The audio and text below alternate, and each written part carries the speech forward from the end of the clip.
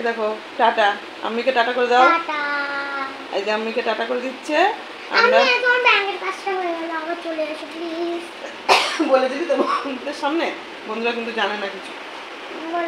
কেন বলবি? ওই ওই যে আমাদের খাওয়া দাওয়া হয়ে গেছে, এখন আমি চলে যাব, আর ও আর মা একটু ঘুমোবে।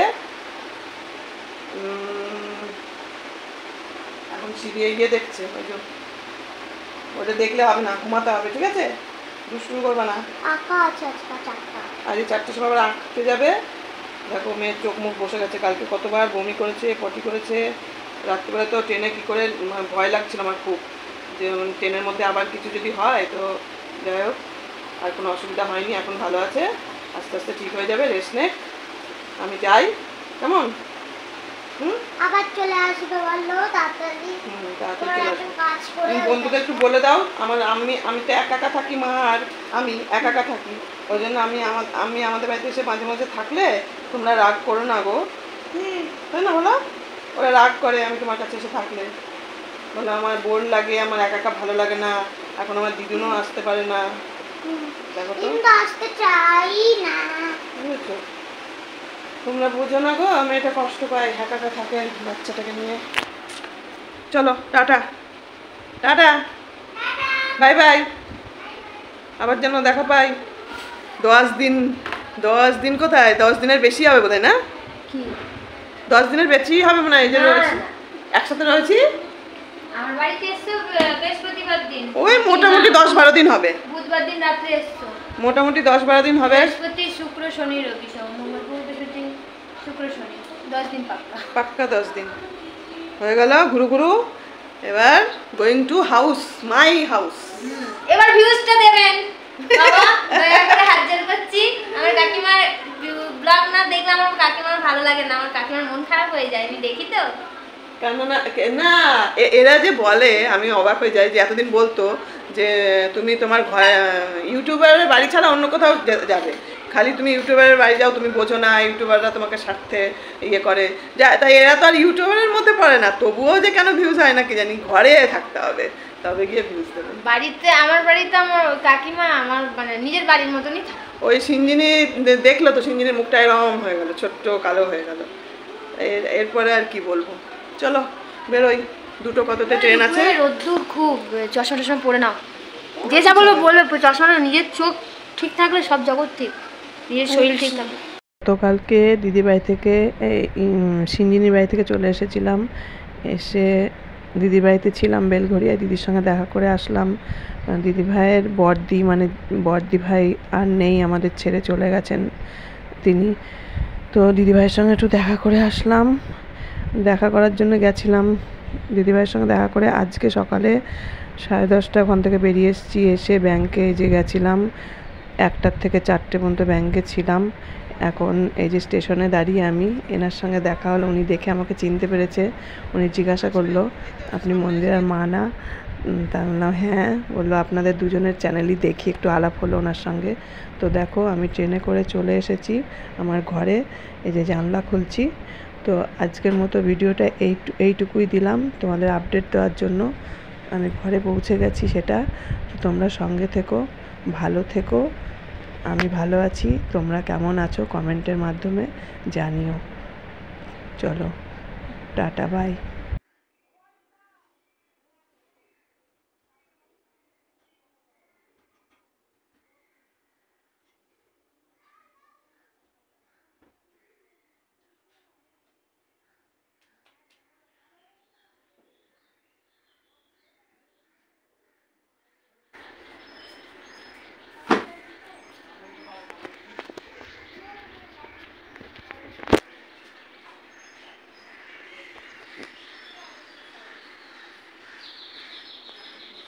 এখন বাজে 4:24, এইমাত্র ঘরে ঢুকলাম। দেখো চিনতে পারো কিনা, অবস্থা খুব খারাপ, এই বলবে আবার তোমরা। যাকে এইমাত্র ঘরে ঢুকলাম, ঘরে ঢুকেই একটা ছোট্ট ভিডিও করে ভাবলাম তোমাদের ছেড়ে জানিয়ে দিই। 10 দিন পরে জানলাটা খোলা হলো, আর ছিলাম না, ঝড় বৃষ্টি হয়েছে, বারান্দাটার অবস্থা খুব খারাপ। দাঁড়াও ব্যাক ক্যামেরায় দেখাই। আমি গতকালকে টিকিট ছিল ঝাড়খণ্ড থেকে। গতকাল সকালে 4:30টায় নেমেছি শিয়ালদা। সেখান থেকে সিঞ্জিনিকে বাড়ি পৌঁছে দিয়ে তারপর দিদির বাড়ি গেছিলাম বেলঘরিয়া। এটা দুঃখের বিষয় আছে, সেটা তোমাদের জানানোর জন্য আরও আসলাম। দিদিভাইয়ের যে বড়দির বাড়িতে আমি ছিলাম, ওই বড়দিটা মারা গেছে, ওই জন্য বড়দির সঙ্গে দেখা করেছি। মানে ঝাড়খণ্ডে যাওয়ার পরে আমার দুটো খুব বাজে খবরই ধরতে গেলে। দিদিভাই চলে গেছে, বড়দিভাই নেই আর, আমাদের ছেড়ে চলে গেছে বড়দিভাই। তো দিদিভাইয়ের সঙ্গে দেখা করে কালকে দিনটা ছিলাম দিদিভাইয়ের বাড়িতে, ভিডিও আর করিনি কিছু।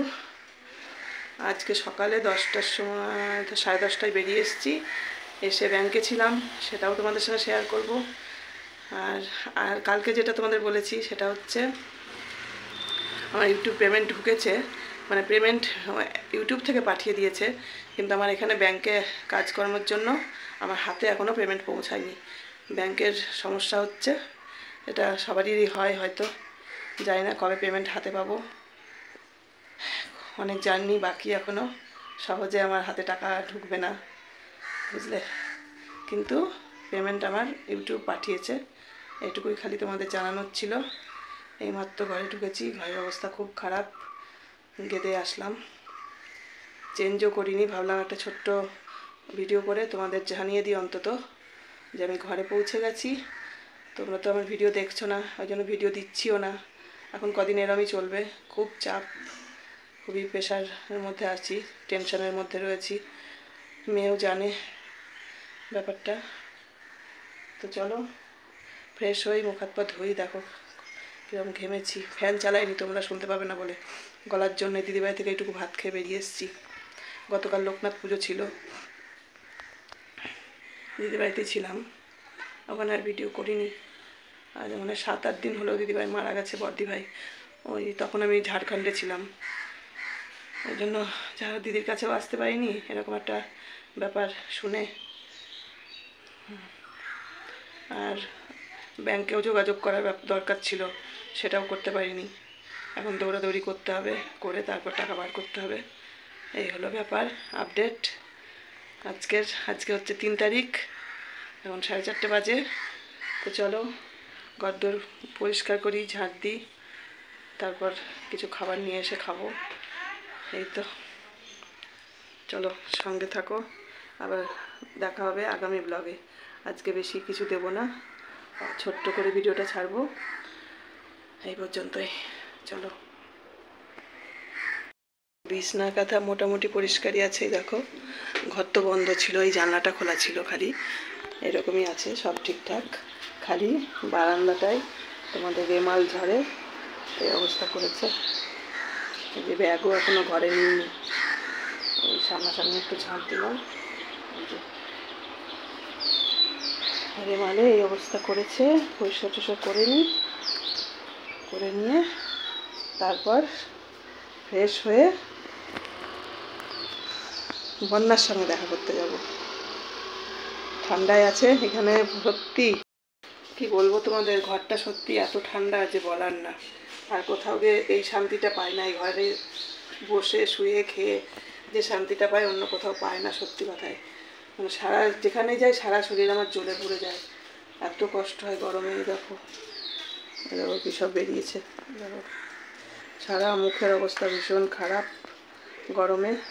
আবার বলবে ওই তো ঘরে আসার সাথে সাথে কষ্টের কথা শুরু হয়ে গেল। কষ্টের কথা, বাইরে থাকলেই কষ্ট পাই, জার্নি সহ্য করতে পারি না, তবুও সময় যেতে হয়। জীবনে সব কিছুই তো দরকার না। চলো, এই ভিডিওটা একটু ছোট্ট ভিডিও ছিল তোমাদের জাস্ট আপডেট দেওয়ার জন্য।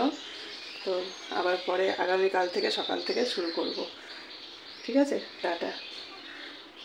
আরও একটা কথা তোমাদের কাছে আমি জানতে চাই যে সিঞ্জিনিকে নিয়ে আরও অনেক ভিডিও আমার কাছে করা আছে, সেগুলো তোমরা কি দেখতে চাও? তাহলে আমাকে কমেন্ট করে জানাও। যদি দেখতে চাও তাহলে দেব, আর যদি দেখতে না চাও তাহলে ডিলিট করে দেবো। কী করা যাবে বলো? তাহলে কালকের থেকে ঘরের কাজকর্ম যেরকম ডেলি ব্লগ যেত এরকমই যাবে। আর যদি বলো যে না, ওকে নিয়ে যে আমার ভিডিওগুলো করা আছে ওর মামার বাড়িতে গিয়ে অল্প বেশি না, একদিনেই মনে হয় শেষ হয়ে যাবে, একদিন কি 2 দিন দিলে শেষ হয়ে যাবে। তো সিঞ্জিনি দাদুর বাড়ির ভিডিও যদি তোমরা দেখতে চাও তাহলে দেবো, আর না হলে ডিলিট করে দেবো। তো তোমরা আমাকে কমেন্ট করে জানাও যে তোমরা দেখবে কি না, তাহলেই দেবো। খুব ক্লান্ত লাগছে বিশ্বাস করো, কালকের থেকে মানে গতকাল রাতেও ঘুম নেই। আমি ব্যাংকের ব্যাপারটা নিয়ে খুব টেনশনে আছি, খুব টেনশনে আছি। এতদিনের আমার পরিশ্রমের ফল এসেও আসছে না, বুঝতে পারছো? তাহলে এসেও আসছে না। তোমাদের যে আমি খুশির খবরটা দিতে চাই, দিতে চেয়েও দিতে পারছি না। খুশির খবরটা তোমাদের সঙ্গে শেয়ার করতে পারছি না সম্পূর্ণভাবে। সবাই টাকা পেয়ে মানে সবাই এমন হাতে পেয়ে তাদের খরচাপাতি হয়ে গেল, আর আমার এখনও এই অবস্থায় ঝুলে রয়েছে। দেখেছো তো বন্ধুরা আমার ভাগ্যটা কেমন? তাহলে শাস্তি পেয়ে পেয়েই তো এগোতে হবে না? আমি যে অনেক খারাপ মানুষ। নিপা পাগলি রানাঘাটের।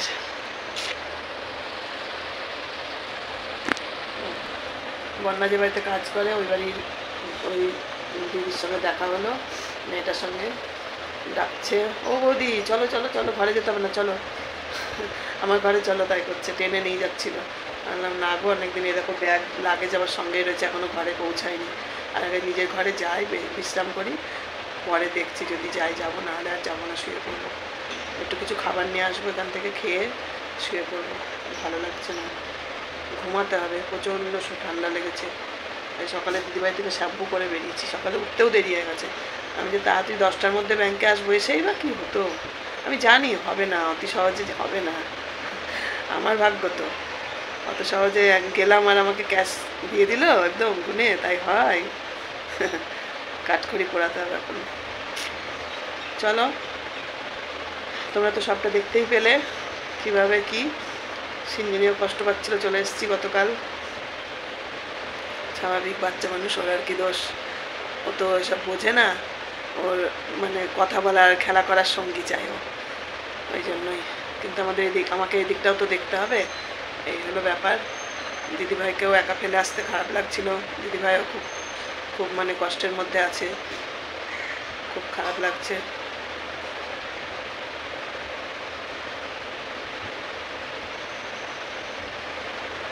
দিদিভাই ভীষণ কষ্ট পাচ্ছিল, আজকে মাস ধরে ভীষণ কষ্ট পাচ্ছিল। ডাক্তার বলেই দিয়েছিল যে ওনার আর বাঁচার আশা নেই, যে কদিন উনি বাঁচবে ভীষণ কষ্ট করেই বাঁচবে উনি।